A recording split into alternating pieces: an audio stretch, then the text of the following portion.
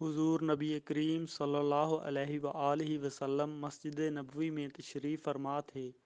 آپ صلی اللہ علیہ وآلہ وسلم نے فرمایا، میرے صحابہ، کوئی تم میں سے ہے جو میرے دشمن کو قتل کر ڈالے؟ یہ دشمن کون تھا؟ دشمن کا نام ابو رافع تھا۔ یہ ابو رافع یہودی چوکوں، چراہوں، گلیوں اور بستیوں، گویا ہر جگہ حضور نبی کریم صلی اللہ علیہ وآلہ وسلم کی شان اقدس میں گستاخی کیا کرتا تھا۔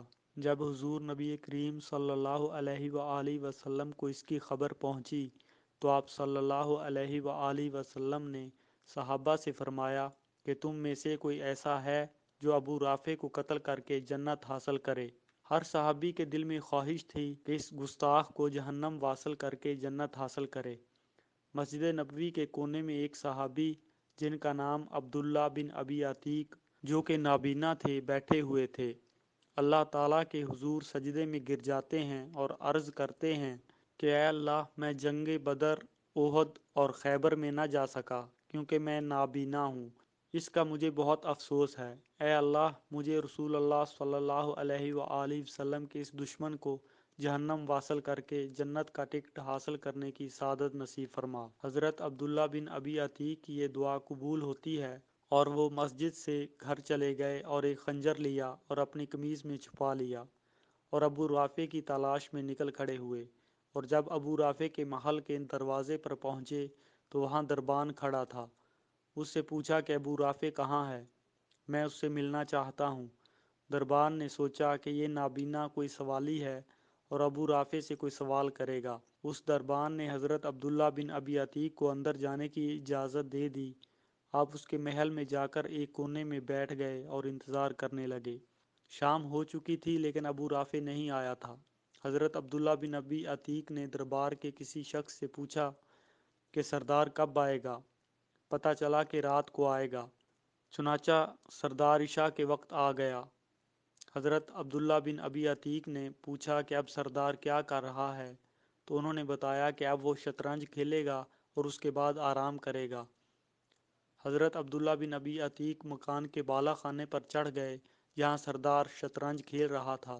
حضرت عبداللہ بن ابی عتیق وہیں اس کے اٹھنے کا انتظار کرنے لگے۔ چنانچہ ابو رافع یہودی شطرنج کھیلنے کے بعد اپنے کمرے میں چلا گیا۔ حضرت عبداللہ بن ابی عتیق اس کے دروازے پر جا کر بیٹھ گئے۔ آدھی رات ہو چکی تھی۔ جب سارے لوگ سو چکے تو حضرت عبداللہ بن ابی عتیق نے اندازہ لگایا کہ ابو رافع کہاں سوتا ہے۔ جب تھوڑی دیر کے بعد آپ نے خراٹوں کی آواز سنی تو اپنی قمیض سے خنجر نکالا، اس کے بستر کے قریب آ کر بسم اللہ پڑھی اور خنجر اس کے سینے میں پیوست کر دیا۔ ابو رافع یہودی کی ایک چیخ نکلی تو دوسرا وار کیا، پھر تیسرا وار کیا۔ آپ نے سوچا کہ اب یہ مر چکا ہوگا تو اس کے بعد بالا خانے کے باہر محل کی دیوار پر چڑھ کر بیٹھ گئے۔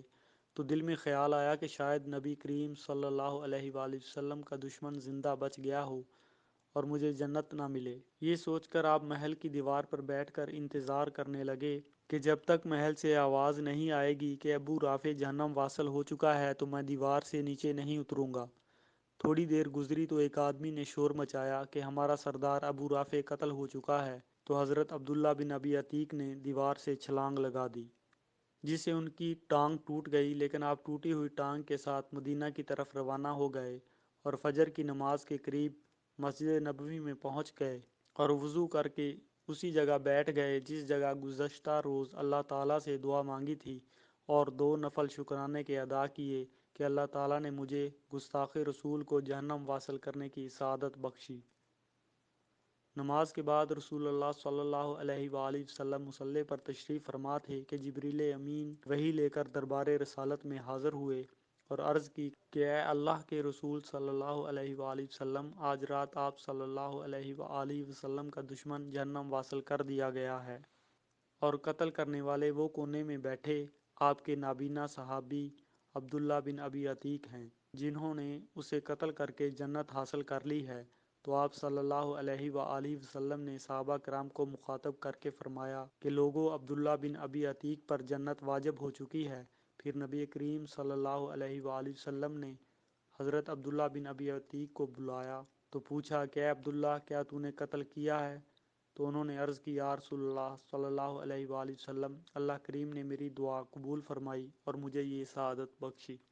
واپسی پر میری ٹانگ ٹوٹ گئی ہے تو حضور نبی کریم صلی اللہ علیہ وآلہ وسلم نے فرمایا ٹانگ قریب کرو۔ آپ رضی اللہ تعالیٰ عنہ نے ٹانگ قریب کی تو حضور نبی کریم صلی اللہ علیہ وآلہ وسلم نے اپنا لعاب مبارک حضرت عبداللہ بن ابی عتیق کی ٹانگ پر لگایا تو وہ بالکل صحیح ہو گئی۔ حضرت عبداللہ بن ابی عتیق فرماتے ہیں کہ میری ٹانگ پر نبی کریم صلی اللہ علیہ وآلہ وسلم نے لعاب مبارک لگایا تو میری ٹانگ ایسی ہو گئی کہ جیسے کبھی ٹوٹی ہی نہیں تھی۔